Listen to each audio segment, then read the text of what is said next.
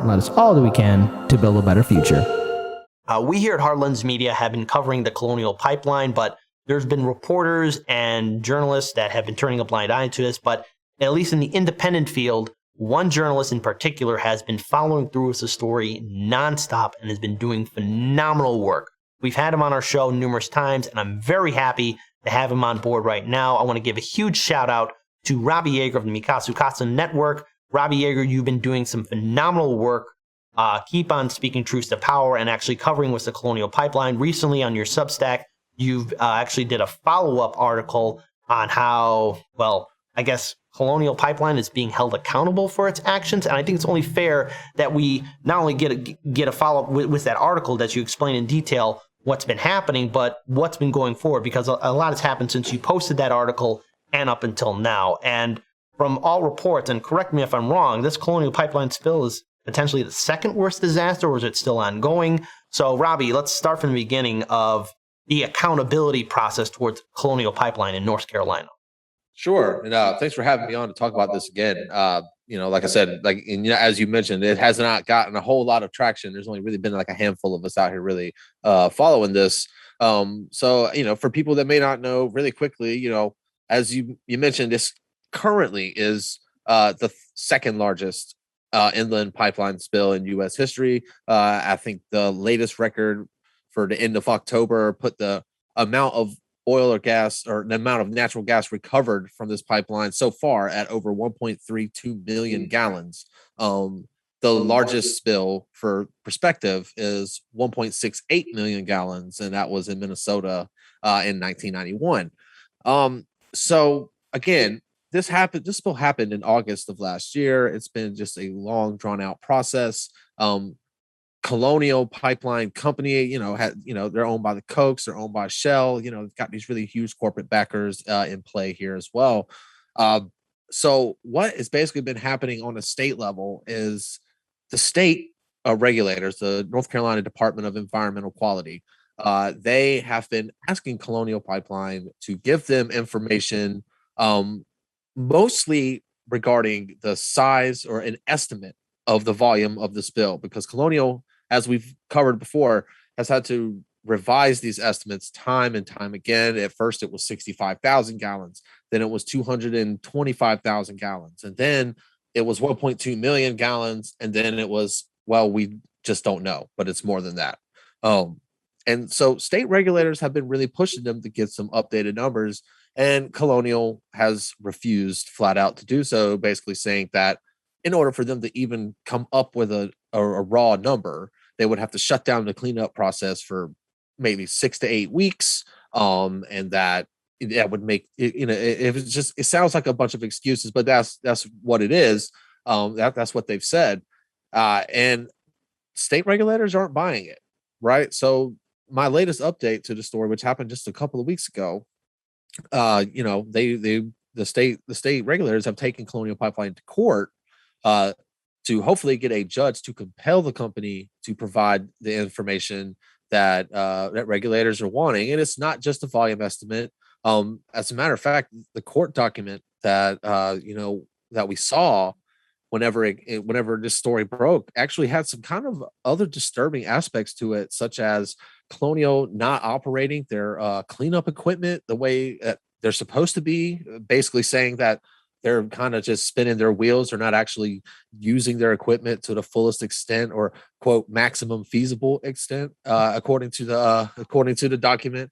It also says that they're still pulling 1,000 gallons per day out of the ground, in the nature preserve outside of Huntersville, in North Carolina, that this spill happened in, which, by the way, as you people, or as your audience may or may not know, Colonial didn't even find it. It was two kids on some ATVs, joyriding, and they saw a large patch of dead trees and grass and stuff like that, and then they put two and two together and reported it. So this could have gone on for weeks undetected anyway, right? So, and then you've got the fact that apparently state regulators have asked Colonial Pipeline to, do additional testing for this certain subsect of chemicals called polyfluoroalkyl chemicals, otherwise known as PFAS or PFAS, used a lot of times in like flame retardants and explosion suppressants and stuff like that. And in this case, such chemicals were used at the site as an encapsulator, during the cleanup process. And these chemicals, when basically taken by high dosage, have been linked to, liver disease, kidney issues, even cancer in some rare cases, and a few other health conditions.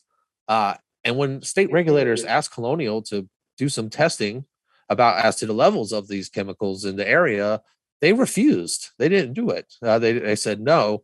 So the state did it instead, took it upon themselves to go down there and do it. And while it's worth noting that there are no legal guidelines as to the levels of these chemicals as of yet, there are some like EPA standards, but it's not like legal standards. And though it makes really not a lot of sense, but this is like a new, I guess, a newer science going on with this certain subsect of chemicals. So the EPA does have like limited standards as far as like rules of thumb. And in some cases, these chemicals were showing in volumes higher than those of the EPA's recommended, levels in certain areas of some of the drainage ditch water and stuff like that. I mean, now I will say that to date, there has been no reported cases by either regulators or Colonial Pipeline or any kind of governing body here of there being petroleum in the drinking water. So I just want to make that clear. However, the groundwater is going to be contaminated for it's an unknown amount of time. Could be decades before the natural environment of the area returns to what it was before the spill. I mean, it's that bad. Okay, so here's what I think a lot of our viewers and subscribers want to know. So on the one hand, okay, drinking water as it stands right now seems to be safe. However, the underground water reserves and also the entire ecosystems that were, or at least the parks and national parks that were nearby this pipeline spill, are going to be severely impacted. So I think this is fair enough to bring up this question. Is there anyone that's going to try and take Colonial Pipeline to court in order to so that Colonial Pipeline will, one, be able to fix the damages through their negligence that they've done, and then two, is there any kind of concern of any kind of pushback? Because the thing is, with Colonial Pipeline, this pipeline did leak. It was found by two kids on their ATVs going on for a joyride, and they did the right thing by informing the proper authorities about what was happening. But the thing is, somewhere in the back, I think on all of our minds is, okay, if someone's going to try and stand up to Colonial Pipeline, will they end up like Steven Donziger, who, mind you, is wrongfully behind bars and should not be behind bars at all, period? Well, that's an interesting question. So I think that the future has a couple of things in store right now, or as far as possibility wise, especially when we're talking like legal, right? Taking it to the courts. So we're waiting on the judge or a judge to hand down their the injunctive relief that the state is asking for, and will probably get. I would assume, right? So we do probably have the possibility for some kind of protracted legal battle between the state and Colonial Pipeline involving some of this, which could make this process take even longer if that's even possible. But in the end, the state is really the last line of defense here, quite honestly, Kit, because as we talked, a few months ago, when the federal regulators that govern pipeline safety, basically they came in March, late March, had a quick little investigation. They were out by the end of June. They got behind closed doors with Colonial Pipeline. They settled. They said, hey, we're not going to fine you. We're not going to take you to court or anything like that. We're just going to basically make you give us your word that you're going to fix these problems. And of course, that whole story was spun a completely different way in mainstream media, but that's essentially what it was Colonial getting let off the hook by the feds. But part of that settlement was like, it said straight in there that, as long as you've done on your end of the bargain, which by the way, they were in the room bargaining. So it stands to reason why it it doesn't make any sense as to why they would renege on their own agreement when they know they're getting off scot-free. So you would assume that they're going to at least do what they, negotiated. And if that's the case, then Colonial's never going to see any punishment on the federal level. And that case is closed. That's how it was put to me by a spokesman whenever I asked them about it. So now we look down to the state, and they're playing the opposite game from the federal level, right? They're not taking no for an answer. They're not, putting up with Colonial's, hemming and hawing about, well, we can or we can, and we may not be able to, blah, blah, blah. They're just not putting up with it. Now, I don't know. I've tried to find out what the maximum penalty that the DEQ could levy here. And, if I had to speculate, I would assume that given the nature of this investigation, that, how hard the state has been on Colonial Pipeline, there's going to be some kind of fine coming down, right? How big it's going to be. I mean, again, I'm speculating here. I would assume that there's, they wouldn't go through all of this and then just say, okay, cool, that's it, and then walk off. Because if they do, that's pretty much it. I mean, Colonial Pipeline is pretty much protected from lawsuits in a lot of cases, mostly because of the settlement with the federal authorities. Because basically that was just them saying, well, we're not going to admit that you're guilty, and we're not going to say that you're not. And it's just a really sad situation that, because so much more could have been done. And the state really has limited authority here, but they are using what authority and power they do have to make Colonial Pipeline's life hell. And hopefully this is leading to some sort of, punishment, if you can even say that. I mean, we're talking about, a company that made $1.4 billion last year. It's kind of hard to see a monetary fine really hurting them in the pocketbooks. But, the fact is that there's really only so many avenues that the regulators can take. As far as the land, landowners in the area have been getting bought out by Colonial Pipeline. They've spent over $2.5 million since the spill. They've bought out at least 6 parcels of land, at least 3 or 4 residences. So people have been affected by this on like a human level. That, sure, they've been paid, right? I mean, I'm not sure if what they were paid was anywhere close to what they could have in a fair market situation. But regardless of that, this spill has moved people out of their homes. It has upset the ecosystem, which, like we said, could take decades to recover. We're thankful so far that there hasn't been any drinking water contamination.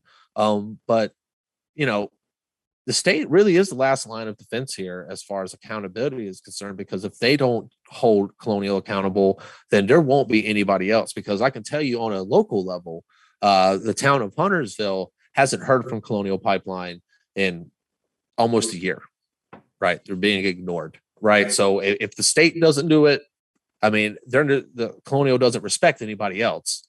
So that's really where this is at right now. It's kind of, it's kind of a touch and go situation, but at least it looks like it's heading into some sort of situation. At least it looks like it's heading in a direction where there can be at least some measure of accountability doled out here. Right. And I also want to bring up something too, and I don't know if there's been any kind of further follow-up, or maybe there might be another situation similar to it, but it wasn't too long ago, especially when we were first talking about it, or when you were first covering this and we actually had you on our show.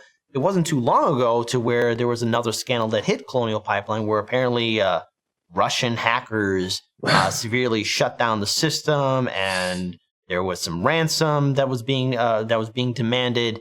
And the thing is, it seemed very convenient at the time, especially as the story was starting to break, that you were starting to break out, and some media outlets were kind of covering, not to the full extent, or not as many should have been covering, to be very clear here. But is there any kind of concern that there might be another situation to where they'll try and cover up this situation? Because let's face it, a state that's right now trying to bring the hammer onto Colonial Pipeline or any kind of big fossil fuel industry outlet, it's kind of a big deal. It hasn't been seen before, or has been seen. It was kind of lackluster, but would you be surprised if there's any kind of similar situation that somehow miraculously out of the blue pops up again? Look, I can tell you this. after covering this story for what is it now? Over a year, it's at least over a year now. Um, it, it, Nothing surprises me. Nothing would surprise me at this point. And and it was a mighty convenient timing for that. That's not even a debate because they were in the middle of their federal investigation when the hack took place. And then all of a sudden, the only problem I ever kind of had with that is that as somebody that's been covering the story, there really wasn't that much attention on it to warrant blowing yourself up with with the hack or something like that, because as you said, other than a few local outlets and, like guys such as yourselves here at Hardlands and, maybe a handful of others in indie media that were gracious enough to have me on their show so I could talk about it. There really wasn't any coverage of this spill, and which in and of itself is a shame, because like, again, it's the state is saying here in the court document that they believe that by the time this is all said and done, this will be the largest pipeline spill on U.S. soil in the history of our country. And it's absolutely got zero attention. And that's baffling to me, considering where we are politically, where we are in the public conversation regarding climate change. And, we just went through this whole national discussion over these infrastructure bills, and nothing was said about, how faulty our pipeline systems are and why, that this really wasn't even mentioned. And you would think over the course of that discussion, if you were to bring up a faulty pipeline, right, system and why it is a bad thing that these things are so decrepit because they're so old and nobody repairs them the way they should and their upkeep is terrible, what's the better case, either politically or just, ethically? What's a better case you can make than showing them what is going to be the largest gas spill in history? And yet you would think that activists and politicians would be all over this story, even if it was for self-serving means or even if they're being genuine. It seems like this would be a much bigger story. And the longer it goes on and the longer I cover it, it's just baffling, really. And so at this point, I'm just hoping that it eventually does get a little bit of traction, even though it may be too little too late in some cases. But we just got to keep plugging away at it because Colonial here has a history of spilling and malfunctioning and having lackluster inspections, and their standards are not where they are, even though if you ask the American Petroleum Institute, they're winning awards for their safety. But if you look at it a little bit closer, Colonial Pipeline has a board seat at the American Petroleum Institute. So, patting yourselves on the back a little bit to make yourself seem great. I mean, and that's a whole nother thing. And I don't want to get too far off topic, but that this extends far beyond just Colonial, and really, it basically just is bringing up a better case that we need sweeping pipeline reform. Because let's just say that the pipeline companies are the ones making the rules, and they're the ones that get to, they're writing their own rules and they're reaping their own rewards. Quite honestly, I think it's also very important to point out as well, especially with the failure of pipelines, there's still been a lot of activists that have been doing some great work, at least calling out these lawmakers. I know it's a little bit off subject, but case in point, we covered just a while ago where Senator Amy Klobuchar from Minnesota was confronted by activists about the Line 3 pipeline and how it can impact a lot of the fresh, clean drinking waters in that state. And of course, there's the accident waiting to happen, the Line 5 pipeline that's by Lake Michigan. And of course, there's the infamous Dakota Access Pipeline that also we've covered on this show, where it is leaking as well. There's been numerous reports about it leaking. So the thing is, with all these major pipelines that are clearly built on the cheap, and Colonial Pipeline itself, that's also leaking still, and still, at least for right now, Colonial Pipeline, the organization that's responsible for it, they're doing everything they can to try and mitigate or withhold evidence.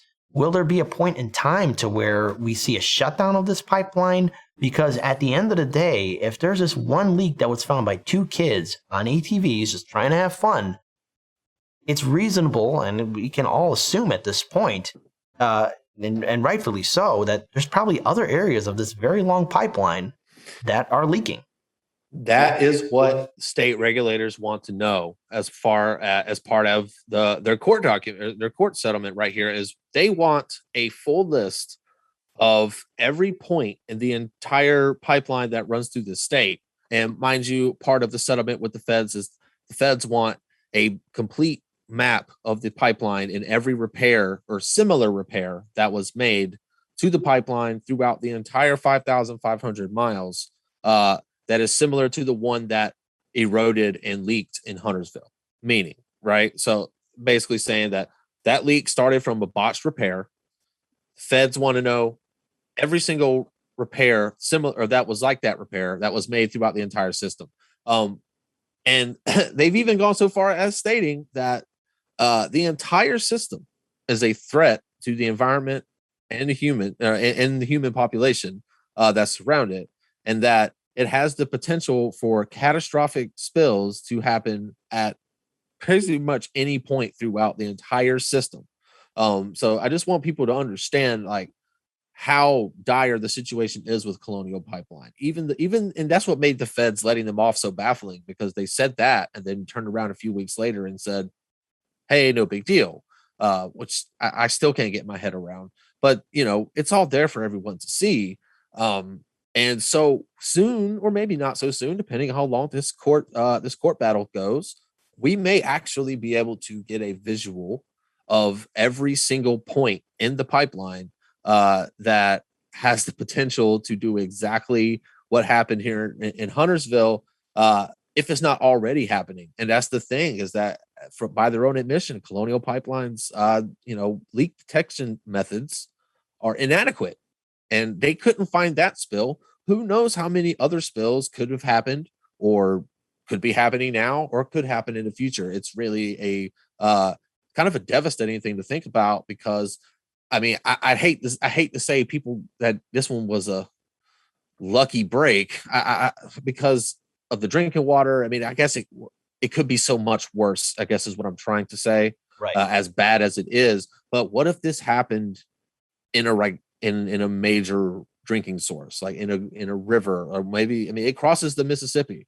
What if, 2 million gallons of gas spilled into the Mississippi River? That'd be devastating, right? And that's, I think, where we're at now. This is why this thing needs to, they really need to have some accountability here. And the public needs to know more about it, I feel like, because if you knew that you were living next to a pipeline, at first, they're telling you it's safe. They're telling you that they're winning safety awards and that nobody's, got a better reputation for pipeline safety than the people that are taking care of the pipeline that runs right near your house. But then you find out that there's possibly points riddled all throughout the state or your county or the town that you live in that could erupt in 1 million gallon spills at any moment. I feel like that's our responsibility as journalists. I mean, that's what we're here to do, right? We're here to find the truth and give it to the people that are in need of it the most. So, this story is far from over. I'm sure it's going to take years, honestly, before this thing wraps up. But I'm going to keep following it because I think that it's important. And I hope that we can combine the enthusiasm for the activism that has gone on at DAPL and that continues to go on for Line 5 and Line 3, and we can kind of get Colonial into that fold. I mean, yeah, the damage may be done, but it's not too late to affect change from this situation. And it's also not too late to kind of get some accountability either. So then a 2-part question, which I think first Sure. I want to ask this for our viewers and subscribers, because a lot of people want to know, are there any dates in particular in which we should be paying attention to in regards to what the state of North Carolina will be doing towards Colonial Pipeline in regards to holding them accountable? And then number 2, as always, we would like to know where we could follow you online on social media, your Substack, and also there's another organization that you would like to help promote too. We've had you on the show, had to deal with autism, so we would like to at least promote all of that as well. Sure. Okay. So as far as dates go, I mean, the only thing we're waiting on right now is uh the judge, whoever the judge is, to make their to make their statement on what's going to happen. There's no timetable for that to happen. So and it'll happen whenever I report it, or whenever another couple of great reporters that have been following it will probably be on top of that. So just look out for that. If you want to follow me on Twitter, it's at Rob Lit of Fire. If you want to support my work, you can do so at my Substack, which is Jaeger.substack.com. It's the Politify newsletter where I do a lot of campaign finance reporting, but I also have been dedicating a lot of column inches to this pipeline story as well. And yeah, before I go, I just always like to say, if your viewers are later on at night after you're done streaming your favorite news shows and you just need something to do, I encourage everybody to just take a few minutes to read up on some autism literature, just so we can form a more educated and accessible world for our neurodiverse brothers and sisters out there. But with that having said, Kit, guys, thank you so much for having me back on. I appreciate you giving me the platform, and hopefully we can talk soon. Well, we are interested in any follow-ups, and here's hoping that justice is brought to this disaster that Colonial Pipeline has done, not only to the ecosystem, but to the outlying communities and to people as well. And there's probably a lot more to this story. You're one of the few independent journalists that are actually doing the job that we would expect from corporate media, but obviously corporate media can't do the job that you're doing. So we're glad to have investigative journalists like you out there covering this story, because how else would we have known about it? You've been doing some phenomenal work. I urge all our viewers and subscribers to support you. Check out your Substack and follow you on social media. Let's actually pull it up there right there so that everyone can see. That's Robbie Jaeger on Substack. Again, do yourselves a favor if you have time over the weekend. Just scroll through all of his work, especially from the beginning. In regards to this Colonial Pipeline, you'll see that compared to other journalists out there, he's the one that's been following this story with a fine-tooth comb. So great work as always, Robbie Jaeger of the Mikasu Katsu Network. Keep on speaking truth to power, and we'd be more than happy to have you back on for further follow-ups, because this story isn't going anywhere.